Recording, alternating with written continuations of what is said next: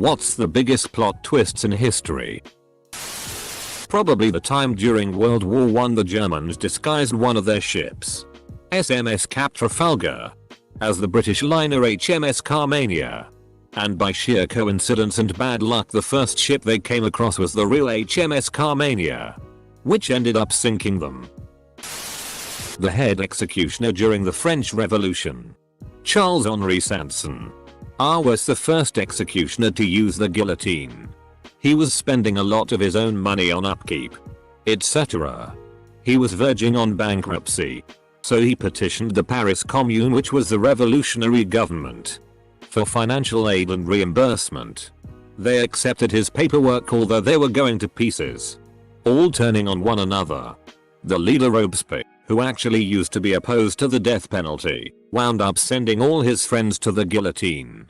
This scared everyone so much, they wound up guillotining Robespierre. When poor Sanson went to check on his reimbursement and financial aid, he was told, "Sorry, man. You really should have it. But you need an official signature. Only Robespierre could give that and you guillotined him yesterday." Poland utterly crushing the Soviet army at the Battle of Warsaw in the 20s. This stalled Soviet influence in Europe for another 20 years. The assassination of JFK's assassin, which has left the JFK assassination the biggest unsolved mystery. If Oswald lived, you could have wrote him off as a lone nut that killed the president. Killing him effectively told you. After a grinding down of both Rome and Sassanid Persia in a titanic 30-year war, both sides depleted and exhausted, one wonders what will happen next. Will the war recommence in a few decades? Will one side collapse? Will the Christian victory cause conversion in Persia? Nope, an army of Bedouin will sweep out of the desert backwater to the south and annihilate the armies of both nations, seize half the Roman Empire and destroy Persia. The Republicans in power hated Theodore Roosevelt, so they stuck him into the most powerless political position, vice president. Then McKinley got himself assassinated and made Roosevelt the most powerful man in the country instantly, and bringing in all kinds of reforms and change in the country domestically and internationally. Napoleon returning to France in 1815. To make a long story short, Napoleon invades Russia in 1812 and fails miserably, and the Sixth Coalition chases him all the way back to Paris, where they force him to abdicate the throne and they exile him to the island of Elba near Italy with 1,000 of his old guard, his most elite soldiers, in 1814. Napoleon is there for a few months before he escapes with all 1,000 of his old guard and returns to France in 1815. But that wasn't even the best part. The King of France sent an army to arrest Napoleon. But amazingly the army joined Napoleon and marched to Paris with it. And it didn't just happen once either. Every army the king sent ended up joining Napoleon, so he was able to reclaim the throne of France without firing a shot. Killing Julius Caesar because no one wanted an emperor. Augustus Octavius becomes emperor a couple of years later. The war to end all wars had a sequel. Alexander the Great wanted to worship at a temple on the island Koti of Tyre. They wouldn't let him, as Tyre wanted to be neutral in the war against Persia. They asked him to pray at temples on the mainland. The twist? Alexander turns the F-King Island into a peninsula and crucifies almost everyone in the city, selling the rite into slavery. Reason I remember this is because I read this amazing trilogy years ago about a guy and his friends joining Alexander's army. Dewey defeats Truman. That's an episode of Malcolm in the Middle I don't remember. Probably that Genghis Khan didn't take over the world. Battle of Trenton. Washington, facing the end of enlistments for a huge portion of his army come the 1st of January, decides to risk it all on a the 26th of December raid on the Hessian garrison at Trenton. He needs to cross the icy Delaware River, march his army to Trenton, and attack the veteran troops there. He believes the element of surprise is crucial. Unfortunately, loyalist spies have warned the commander of the garrison of the date and time of the attack. Washington's crossing of the Delaware is complicated by terrible weather and his plan for a pre-dawn attack becomes hopelessly behind schedule. Even more disastrously, a group of 50 militiamen, not knowing of Washington's plan, attack a part of the garrison before Washington can attack. So not only will they have to attack during the day, but the element of surprise is lost because of the spies and the early attack. Semicolon. Except. Full stop. Full stop. Full stop. The Hessian garrison believes that the early, unrelated attack is the one the spies warned them about. So they are not on alert when Washington attacks. The Continental Army wins the battle. The prestige causes more soldiers re-enlist. And the US eventually wins the war. The Easter Rising of 1916 fails spectacularly. Because the people of Ireland are actively hostile to the rebels and more concerned about the Great War. The British respond by executing the 16 leaders. And hand the IRA their biggest recruitment tool on a silver platter. 6 years later, the War of Independence is won. An assassin tried to kill President Andrew Jackson. Not one but both of his pistols jammed. Not being happy with his attempted murder, President Jackson commences to beating the would-be assassin with his cane. This wasn't a light beating. He nearly killed the guy. And then in comes Davy Crockett. Asterisk. The king of the wild frontier. Who killed him a bear when he was only 3.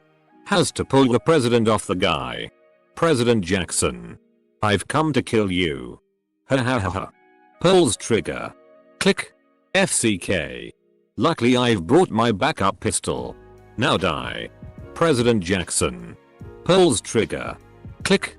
FCK. Jackson. The Second Punic War. Like who the hell would have thought of riding elephants into battle? In the F-King Alps. Benedict Arnold switching teams during the Revolutionary War. Britain winning World War II and losing most of its empire within 10 years. Germany losing the war and becoming an economic powerhouse and dominating European politics a few decades later. Womp womp. Early in World War II the Germans had developed a magnetic mine that was unsweepable and so powerful it could split large ships in two. The English had no idea what it was. They figured it was a magnetic mine of some kind but had no way to find them or blow them up without sinking their own minesweepers. They were literally helpless and these mines were sinking a ton.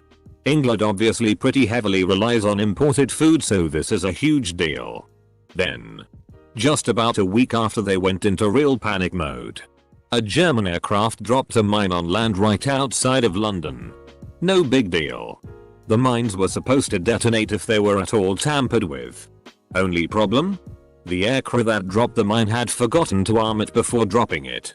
So a German aircrew literally dropped what was possibly the Germans' best chance to force England to negotiate on their enemy's doorstep. The English figured out how to set the mines off without touching them and later how to make their ships undetected by the mines. The Roman Emperor endorsing Christianity.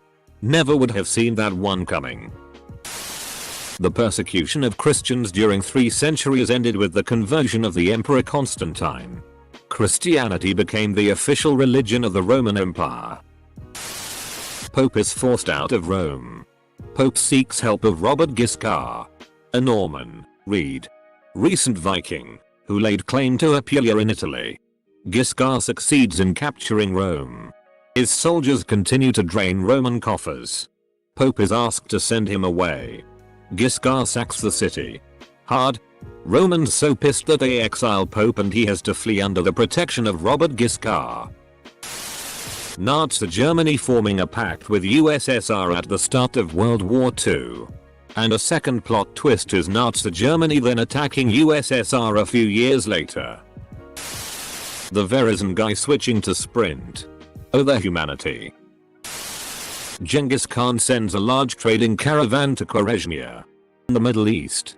The local governor decides to arrest the whole lot of them and sentence them to death, an exceptionally poor idea. Genghis was seeking a potential alliance at the time. Genghis responds by sending a few ambassadors to meet the Shah and ask for the caravan's release. The Shah beheaded one of them and sent the others back with their heads shaved. A grave insult to the Khan. 2 years later, there was no Khwarezmian Empire. Or a Khwarezmian people. We had a spy on the inside. Hercules Mulligan. Rumor has it that the British Empire, at one point, discovered his disguise and they turned on him. He was knocked down to the ground, and the Brits thought they had killed him. But the twist was that he got the FCK back up again. England and France. England became France when France's rulers emigrated to England, took over, and lost their holdings in France. Viking Age and William the Conqueror? Because those French weren't even really Franks. They were Normans who had previously come as Viking raiders from Scandinavia. Wild time. Probably not the biggest, but the recent one was those people raising like $400k for the homeless vet who gave the girl gas money, and then it turning out to be a whole scam. And the homeless guy turned on the couple turned on each other, and all of them have been arrested for fraud and whatnot. US losing in Vietnam while using their military. Eventually, US won in Vietnam while using levy. McDonald's and Nike. Ah yes. The culture victory.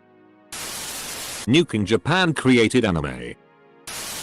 Trump winning the election after liberals considered his campaign a joke at the beginning. From the perspective of the Japanese, USA dropping 2 atomic bombs on popular cities. The amount of power these things contained were just unimaginable at the time. Maybe not a plot twist but more of an escalation to a level never thought possible. The crazy thing is the first country to get nuked was the USA. It nuked itself for a test. Germany declaring war on France and then invading Belgium. The 101st Airborne Division being surrounded at Bastogne by German forces, refusing the offer of surrender and fighting their way out after General McAuliffe responded to the request for surrender with nuts. The Trojan Horse. During the Korean War the Marines' morale was at an all-time high despite the freezing weather and low supplies of food. Then the unthinkable happened. As the US was kicking ass they decided to continue advancing north on the Korean peninsula when the Chinese surprised attacked them. The Marines easily won the battle and the general commanded the invasion to continue. It was at this time the Chinese were hiking in the mountains around the Marines, undetected, completely surrounding them. This left the Marines completely trapped with only one road back to safety. They couldn't even fight back because they were so fatigued. The Marines said all they could do was walk while being fired at and every so often you heard a scream. This was the turning point of the war. When the Allied troops discovered concentration camps. Imagine the absolute shock of realizing these places existed where humans were being treated so horribly. I think Band of Brothers did a great job showing this. During the liberation of Dachau, US troops lined up camp guard POWs and, probably, executed them on the spot. Accounts vary, but it sounds like 35-50 of them were lined up and shot dead by US soldiers and liberated survivors. Not exactly due process. Or of yeah. We've seen enough here. These people should die. Then who was flickering the lights? Nosferatu. JFK and Hitler's girlfriend Inga Avad might have ended up in marriage if his father approved of her. His father didn't like how she was already married and that she might be a Nazi spy. Japan committing atrocities equally as disgusting and sometimes worse than the Nazis and getting away with it scot-free. Everyone thinks humans are going to destroy the earth. Anastasia was dead the whole time. Bill Cosby. That wasn't shocking at all. He always came up in threads of what celebrity that is beloved is actually a piece of shitty. Never heard a nice thing about the guy from people who met him in real life but heard countless stories of how bad he was. Nothing never nowhere. Modern history might not exist if one man hadn't caught food poisoning. After conquering Chinese and Muslim civilization, and then Eastern Europe, the Mongols made plans to conquer the rest of Europe. The Mongols estimated it would take 13 years, and planned to devote 120,000 soldiers to the task. Given their victory over Chinese and Muslim civilization, both far more advanced than Christendom Europe and fielding many more soldiers, and their conquest Eastern Europe with an expeditionary force of 15,000. Mongol victory would be almost certain. Then the Khan died of bad food poisoning. Ikits mentioned he was in the toilet for several days. Anyway, the Mongol generals withdrew to Central Asia to advocate their interests in the upcoming Khan election. The election was a mess. The Mongols were never united again. And Europe was spared. If Europe had been conquered, then it would have been taken back a few notches. And maybe the High Middle Ages never happens. So the Reformation and rapid social technological innovation never happen. The Enlightenment and scientific revolution never happen. This is the part that stresses me out. Nor does Europe dominate the globe for 400 years. Trump's election. In the Midwest it was more expected than a lot of people think. Though you'd never see it in the media. There are a lot of one-issue voters in the Midwest. And it doesn't matter who the candidate are. One's pro-life and the other's pro-choice. Guess who they're voting for? That was largely ignored by the media last election. The Long March. After suffering massive losses in the encirclement campaigns conducted by the nationalists, the Chinese Red Army made perhaps the greatest tactical withdrawal in history. With a force of a few thousand put together from remnants of surviving armies. They crossed mountains and rivers to escape pursuing nationalists, ultimately winning the Chinese Civil War. When Hitler killed himself. That was a good plot twist. The part where the mud with the amino acid soup got hit by lightning and some years later started thinking and wound up making spaceships. Some years later. The abridged edition. Aussie Army gets told to go cull the emus. Whose numbers were in excess at the time. Aussie Army goes in. Humans with guns to shoot a bunch of big dumb bush chooks. Emus kick the Aussie Army's ass and Aussie Army forced to retreat. Emus win the war. 1 Bitcoin being worth $10k. I can tell you the biggest plot twist that went right over my stupid f-king stoned head. At the end of Sixth Sense. I thought Haley Joel Osment was the dead one. America winning the Revolutionary War. When you take into account the cost for the British to maintain an insurgent colony, it's not that unbelievable. Order 66. It changed the universe forever. That our parents are the tooth-free. No. Bruce Willis was bald all along. You should have gone for the head. Edit. Mithridates VI was the king of Pontus around 100 BC. He was super paranoid of being poisoned, so in order to combat this, he took small dosages of poison every day to build his tolerance. He was eventually captured by the Romans and tried to kill himself using poison but couldn't. Since he was immune. The glove didn't fit. There are 3 things that likely contributed to that. 1. They had Simpson wear latex gloves before putting on the leather gloves to prevent contamination. But this provided an additional layer around his hands. 2. The gloves were soaked with blood for an extended period of time, which could have caused them to shrink slightly. 3. Simpson didn't take his arthritis meds, so his hands were swollen from inflammation at the time. Maybe a shock to the general public. But to his lawyers? They knew it wasn't gonna fit because he either stopped or started taking his arthritis medication, which caused his hands to well up. That Irish platoon who fought off 10,000 rebels during the Congo Civil War and during the 1960s, and on top of that the Irish were bombed, shot at, artillery and airstrike. Not a single person died. They surrendered because they ran out of ammunition. Chuck Tester. My dad came back from the grocery store with the milk after a hard-fought 18 years. When as an 8-year-old I learned that the iconic little swordsman in a green tunic wasn't actually Zelda and instead was named Link. Zelda was just the princess who needs to be saved.